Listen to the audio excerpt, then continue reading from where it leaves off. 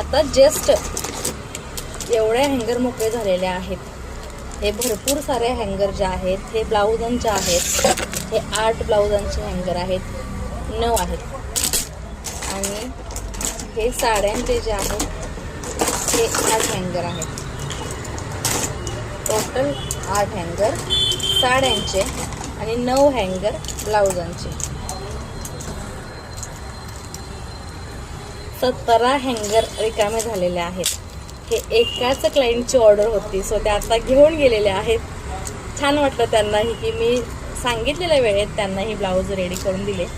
सकाळी त्यांना मी कॉल केला दुपारी, पण त्यांचा कॉल लागेना, स्विच ऑफ येत होता.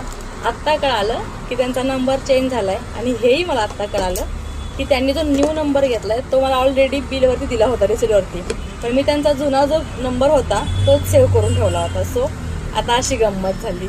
आणि ह्याच्यावर मोठे गंमत तुम्हाला सांगू का, हे एवढे सगळे हँगर मोकळे झाले म्हटलं तुम्हाला वाटलं असेल खूप सारे पैसे ताईकडे आले असतील. हीच तर गंमत आहे ना.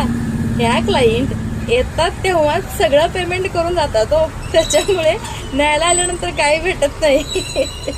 असं वाटतं असंच दिलं आपण काम करून ठीक आहे, कारण न्यायला आल्यानंतर पण थोडेसे जरी पेमेंट भेटलं तर मनाला समाधान वाटतं ना.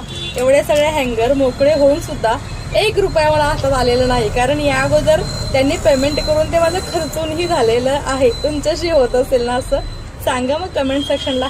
#टेलर करून तुमच्या टेलर फ्रेंड्सला किंवा तुम्ही स्वतः टेलर असेल तर टॅग करा, आपला रील आहे तो.